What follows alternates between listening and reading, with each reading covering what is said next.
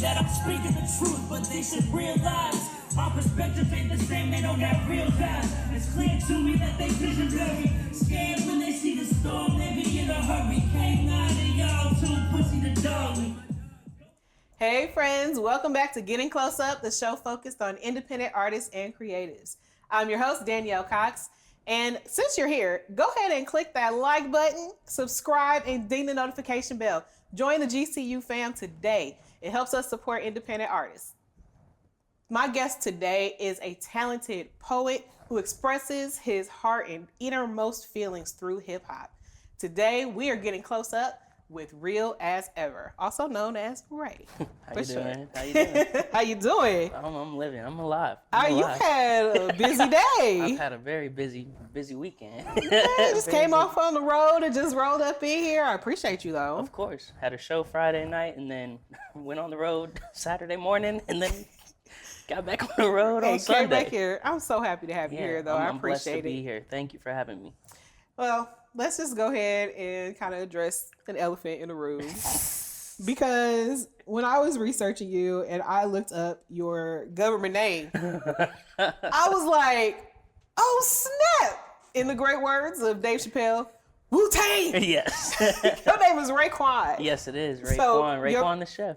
Raekwon, thank you. Raekwon the chef. Your parents were fans or they just like the name?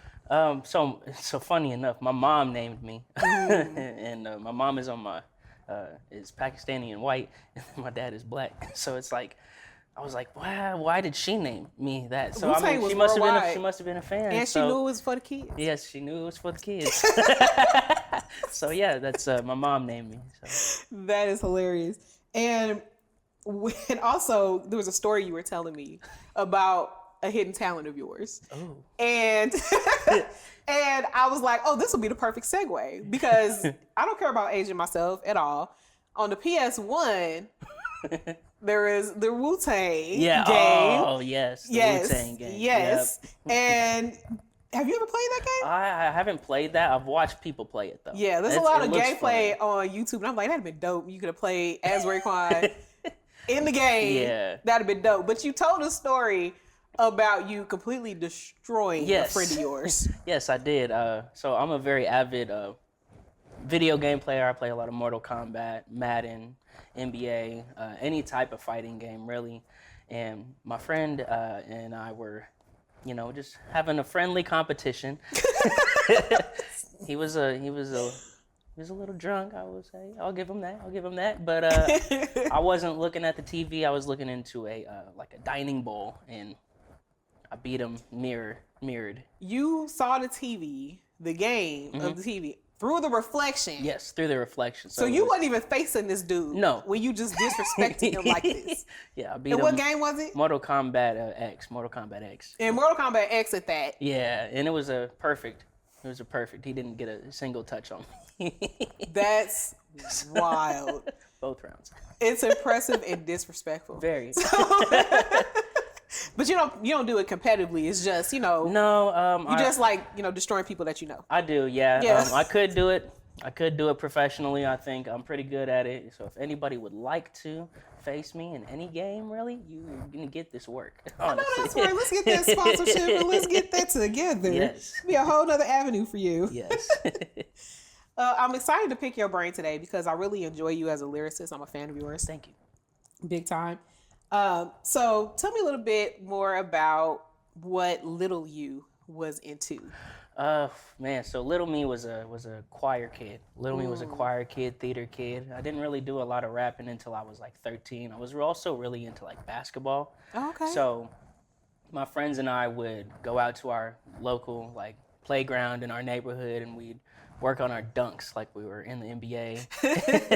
8-foot rims, So, little me like 5, maybe I was like 4'8", dunking on an 8-foot rim. I felt big. So. Oh, wait, so no, you telling me that you did that? Yeah, it's not attempted. Oh no, not attempted. I did. Oh, okay. Yeah, I was one of the.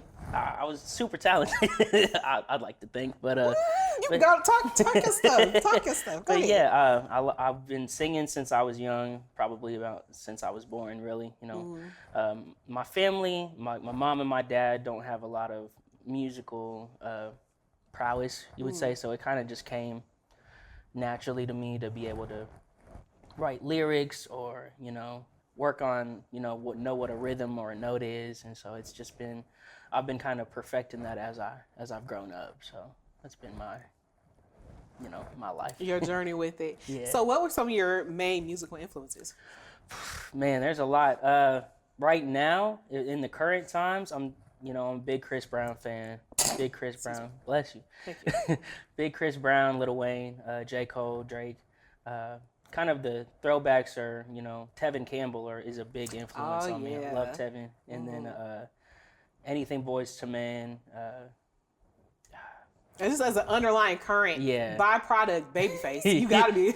Yeah. I mean, because those are both essentially Brian McKnight. Their music is Babyface albums. Brian McKnight. It's just I listen to a whole bunch of different music. When I was younger, I really didn't expand my music taste. I was kind of strictly hip hop and R&B. But now that I've grown up, I listen to a lot of like Billie Eilish. I listen to a lot of what's his name? Chris Stapleton. Oh, Big Chris Stapleton fan. Tennessee Whiskey's that's my song. And whose jam is that not? You want to talk about a song that brings people together? Tennessee Whiskey. I ain't seen a song bring people together since I Got Friends in Low Places. Yes, very good. yes. It pulls people together. It does. I'm a big music guy. So now, with your parents not being, having musical prowess, as you said, did they encourage you in that? Yeah, no, my mom and my dad were very supportive of me, following whatever dreams I had and following whatever avenues I wanted to go down. There was a moment in time where I wanted to do youth ministry, and they supported me all the way through that. And I took some good time off of music. I took like 5 years off, and they supported me through that. And then I got back into music, and they were just like, as long as you can, hold down a job and also make music, then you can. We want to make sure that you don't have to live with us. Exactly. You can take care of yourself. Exactly. Now, that's a very parent thing to say, but it's good that they supported you. Very. Because a lot of people don't get that. Yes. Now, let's get into your music. I'm excited for this. I would say one song that I could not stop replaying was "Imagination" on the Breakout. Yes. Is that an EP? Yeah, that's an EP with my friend Noah's Ark. Yes. Which, if you guys do not know, Noah's Ark is one of the next top artists out of the city. He's a fantastic artist. The production is so I don't exactly know when they say slick what they mean, but I know when I hear it. I know when I hear it though, because I listen to a lot of stuff. Mm-hmm. You know what I'm saying? I can tell when something feels very smooth. And on top of the fact that Pure Imagination is one of my favorite songs ever since I was little. Willy Wonka and the Chocolate Factory. You know what I'm saying? Yeah, definitely. It's one of my favorite songs in the entire universe. And I just could not stop replaying that song. Now, you mentioned your friend that you did this with. Yes. Do you produce at all? So no, I don't actually produce. I've tried my hand in I've tried my hand in production, but once I kind of figured out that really wasn't for me, I kind of steered away from it. I don't do a lot of engineering or anything. I just strictly stick to the writing and the recording process. So that's just been the easiest. I also like to do videos and pictures, and so cover art. I make cover art. So the cover art for your album is dope. Thank you. No, you did a really good job. I did all of them. You did a really good job. Thank you. How do you find a producer to work with? So this is kind of funny. So I guess I'll kind of get into the story of how everything came back for me. I met a friend at GameStop. Okay. And I used to not be very good at video games, and I just would take them back and just be like, hey, I don't want this one. I want this one to stay. And that's the smartest way to rage quit. Yes. Get your money back. Absolutely, yeah. And they were brand new games too, so I would always hilarious. Get $50 off of them and then just buy another one. Oh, it's the smartest way to rage quit. Yes, and then so I met him, and then we didn't really do any production or anything. We just kind of stuck to YouTube beats, and then recording them through a certain DAW. I think it was Audacity. I think we recorded through. And then I met another friend. Shout out my man Marty. Yeah, my man Marty brought me to my man D. And D Reed has been my producer. He produced my a good portion of my first project, and he helped engineer that, record it, and everything. And then he also helped with the breakout. I mean, like, this man has been through everything with me, you know, like That's awesome. He's a very supportive dude. He's getting ready to, you know, do some big things for himself, and, you know, he's got a wonderful family, and I'm happy to be a part of his family as well. So that is so cool. Yeah. And it's good to find people that you can trust, because a lot of people don't. They're very wary about finding somebody they trust with their vision. Definitely. To return it to them in a way, not the same, obviously, because that's not the point. Right. But in a way that they recognize and like believe. Definitely. I mean, I've spent hours in his studio. I mean, there were days where I'd be in there for 12 hours. Wow. And one of my first projects, All of These Demons, we actually finished that all in one session, in a 12-hour session. Seriously? Yes. Wow. And that's not including any like additional songs that we did that day. That's wild. But that's a good testament to being able to work with somebody so well. That, you know, I can be trapped in a room with you for 12 hours and we could get this done and make something beautiful. He's one of my rocks. So and so, like, going back to some of the songs, let's go back to me. Some other songs that I like. I literally had to pause at this point and like that when you said, and I'm gonna read it.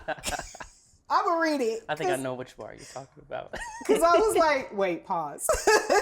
He said, I just followed my gut. I had a feeling you were bad for me, so I threw up the peace sign. And I was like, Bars. Absolutely. I was like, that is so okay. So first of all, who hurt you? Where are they? Because I'm trying to see something. I just want to see something. I just got a couple of questions. You know, that's all.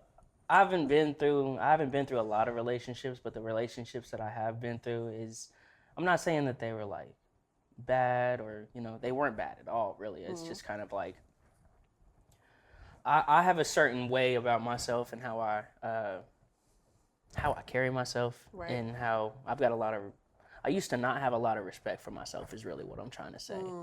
And so I would kind of let people like step over me, doormat, you know, and that hurt quite a bit, you know.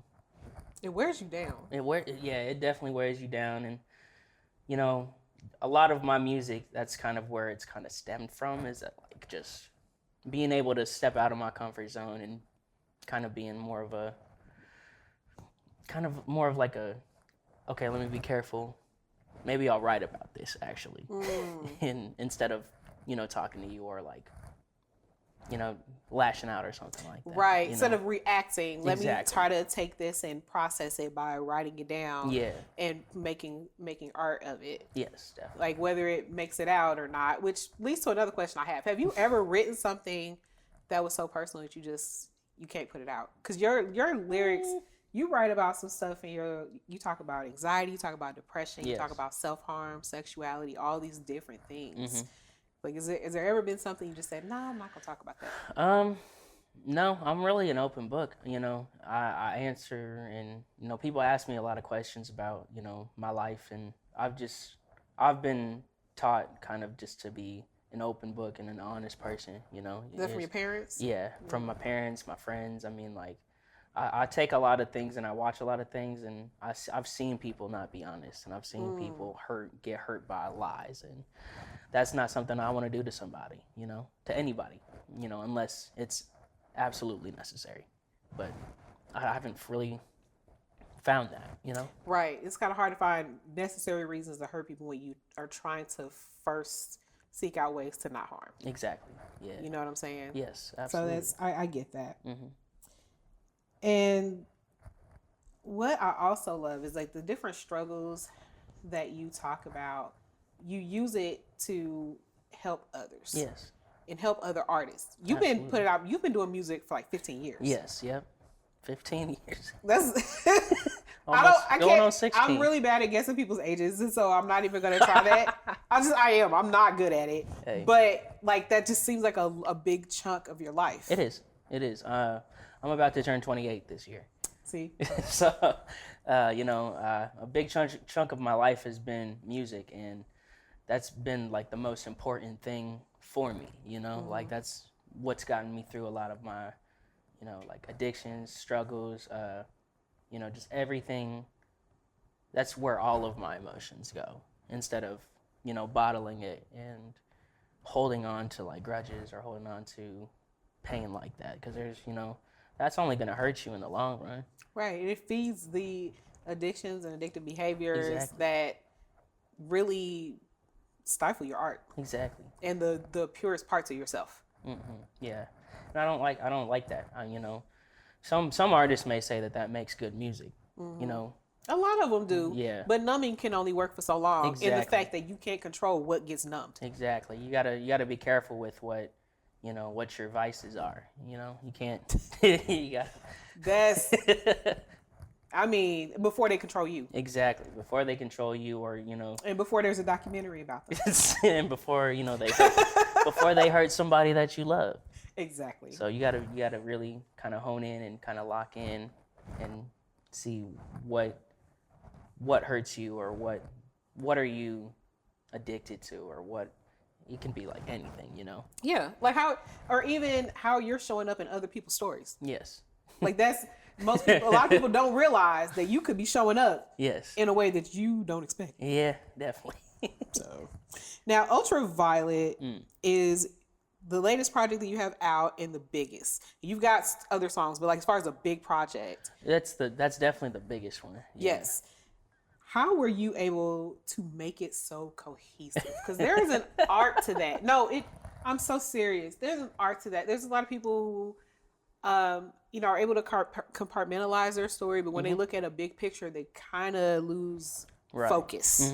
So talk to me about that. Yeah. So, this is gonna sound kind of funny, but also, it's a big part of why that project is the way that it is.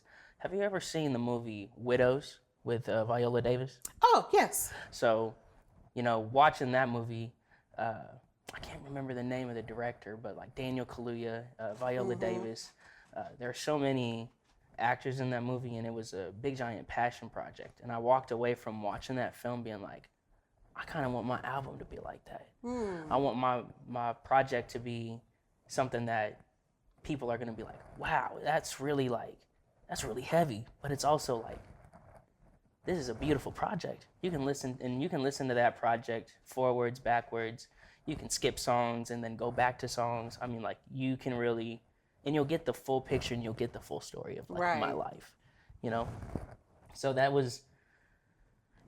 project took about 2 years to actually complete, about a year or two.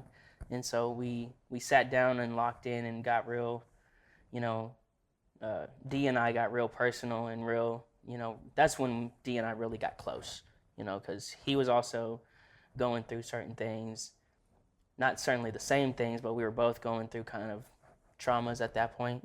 And we were just like, let's lock in and let's get this project done. It was also done during COVID.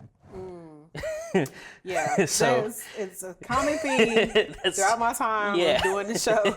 COVID was really that was really like an eye-opening kind of, man, that whole everything with COVID really opened my eyes to like how important life is and how important being around people are, and because in a time where you couldn't be around people, you had to make new ways to be able to be around, Yeah. That was one of the tough things. I got COVID, I believe I got it twice. Wow. So I just remember, because I was a customer service rep, taking over the phone calls. And I just remember sitting in my room, having a heater and what's it called? The humidifier? Yes, yes. I had a heater on one side, I had a humidifier on the other side, and I'm taking these calls from angry customers. Gosh, it's so terrible. Yeah, so, and also during that time, we purchased our LLC. So everything was like, okay, we're doing it. Yeah, it's happening. It's happening. We had to make stuff happen, and that's really how that whole album was created. I think a lot of people decided to be like, man, this sucks. I need to make choices on something that I like to do. Yes, yeah. because it just doesn't make sense to see all these people, taken away suddenly, and then you're like, well, you have all this time on your hands to evaluate your life and be like, what am I doing? Yeah, definitely. That's also when I started noticing that I really liked film a lot more. I love watching. I'm a big horror movie guy. Oh, okay. So that's really like kind of when I started really looking and actually watching horror movies and seeing the art element of everything. Yeah. And so, because it takes a lot of time to get the perfect shot of the right angle. Film is the film blood is so splatter beautiful. has to be just so. Yes, and just really, I don't want to sound morbid, but yeah. But in any film, it's like you have to get, it takes time to be able to get the right shot in the right angle. And that's kind of how I view my music, is that I want people to see it from this certain angle in this certain light, and then see what they say afterwards. Yeah, that's a very director mindset. Yes, very. Yeah, and it just goes to show you have so many other talents and interests. You're also a promoter. Yes, I am. And so that is kind of intimidating for a lot of people, which is why they kind of enlist somebody like you. Yeah. What would you tell somebody who's trying to get out there? What would be the best piece of advice you would give them? Network.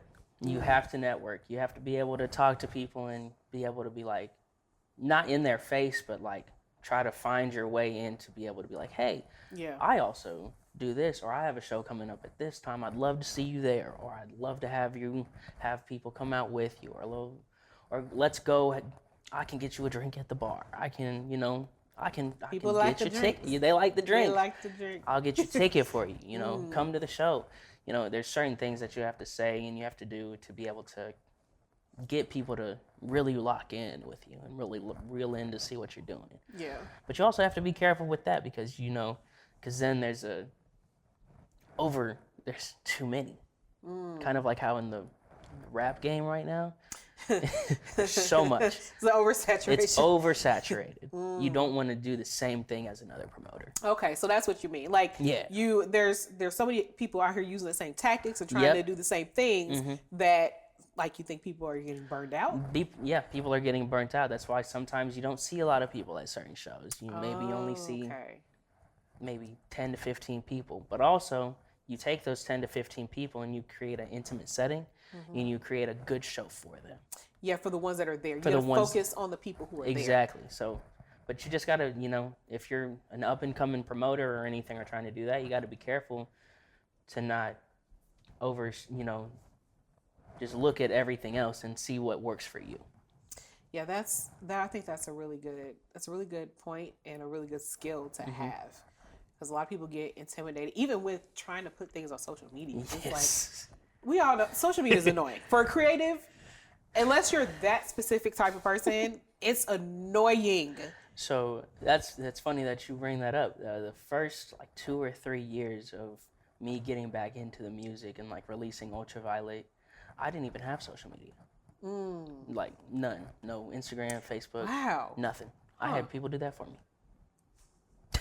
There you go. And it worked. And the key word is networking. Networking. Exactly. I had people do that for me, and they were very supportive of it. And I was like, I don't want to get on there. I don't want to touch it. Don't want to touch it. But you have to make sure that it's successful. Exactly. You know what I'm saying? Yep. And if you don't have the capacity, then the way that it's going to be successful is maybe finding somebody else to do it. Yep. And it's tough. That's a tough thing for anybody to do. Absolutely. Just like it's hard for them to reach out and try to find a producer or try to, there's so many somebody to manage them. There's so many good producers in this city. So many. And, I hear new names all the time. I don't think I've heard the same name twice yet. Probably not. I really haven't. Yeah, I mean, shout out to D. Reed. He's one of the best in the city, honestly. Tracy Allen. Tracy Allen, he's one of my really good friends. And so with all the producers that you've mentioned, because Kansas City is full of producers. What other artists are you looking forward to working with, or that you want to work with? Man, who's on your wish list? My wish list right now. I haven't really done any work, but Ashawn. Ashawn is a very good friend of mine. We went to high school together, and cool. so I'd love to get back in there. We've got an old song, super old song together. But I mean, that was like y'all gonna dust that off? no, no, it's like a remix, and it doesn't need to come back. But but I'd love to work with Ashawn again. Man, there's so many good artists. Jace Camden is one of those really good young artists that are coming up. Shout out to Wasteland Records. Shout out to all of them. Cash Cam. Giddy Man. I mean, what are you doing, Benny? Cash Cam's name, yeah. They're very good, very talented people. Cod Colors. Cod Colors is always a good name. You know, he's a good guy. You know, Dom Chronicles. Dom Chronicles, and there's a plethora of artists. But what I'm really focused on right now is kind of branching out of Kansas City, kind of just looking to see what more is out there in the world. Yeah. But Kansas City is always great. Always good artists. You know so many people to work with. I know that's got to be feeding into any new projects. Oh. So tell me about what's next for you. So this next project that I have coming up is more of like an R&B, you know, so. Oh, you're getting more into the singing side. Yeah, more to the singing side. More, I guess I wouldn't really classify it as R&B, but more so like an alternative, taking a different route, you know, and more towards like that Billie Eilish, Sam Capaldi, you know, those types of sounds, Adele, you know, I really want to kind of delve deeper into that. Yeah. And I've been, you know, I keep on writing. I'll be forever writing. You know, like, there's no. And you should, because you're good at it. Thank you. There's no stopping my writing process or anything like that. So, you know, I've got actually quite a bit in the chamber. All right. And I know once we talked briefly, and you talked about wanting to do a music video. Oh, yes. So I'm big on, like I said, like direction and you know, movies and things like that. I really want to do like a little mini, not like a short film, but like a full length project film, and with my first project, and then intertwine my last few projects along with it. So I really want to kind of like delve deep into like the direction and filming process too. That sounds huge. It's going to be a huge project. I've got a few people that I think I can get to help. So yeah, you definitely gonna need some help. Yeah, I'm definitely gonna need some help. But there's a lot of dope videographers in the city, and there's too. There's so many talented people, but sometimes they just don't know how to get certain things or do certain things, and they're just kind of stagnant. But they're still talented nonetheless. Yes, no, I hear that a lot. So if you're a creative in this city, you really just got to get out there and network and just be meet people, find resources, because I promise you, like, say if you're a videographer and you see me, please like let me know, because I need it. And that's the way to do it. That's that promoter networking spirit in you. Yes, it is. So since you've already plugged that part, why don't you go let everybody know where to find you? So you can find me on Instagram and TikTok at Real As Ever Official. I'm also on Facebook, Real As Ever OJK. You can find me on YouTube at Real As Ever Official as well. So I've actually got a music video out right now, the 5 a.m. music video. That's one of my favorite songs. Actually wrote that song in a rental at 5 in the morning at a Quick Trip. That's the most 5 a.m. thing I've ever heard. It is so 5. It is so 5 a.m. That's awesome. I thank you so much for being here and talking with me today. Yes. Let me pick your brain and give me some details of your background. I feel like it went by so fast. Yes. Well, thank you so much. I appreciate the opportunity to come and speak and, share my story. Thank you so much. Thank you. Again, I'd like to thank my guest, Real As Ever, for being here today. If you had as much fun as we did, make sure that you like, you comment, you subscribe so we can keep bringing it to you. New episodes of Getting Close Up air bi-weekly on Fridays. And next Friday, make sure you check out me and Dee as we give you the tea on what's hot and what's not with GCU Review. Thank you guys for watching. You're the best part of this. And I'll see you again soon for another Close Up. I'll be checking for you. Bye.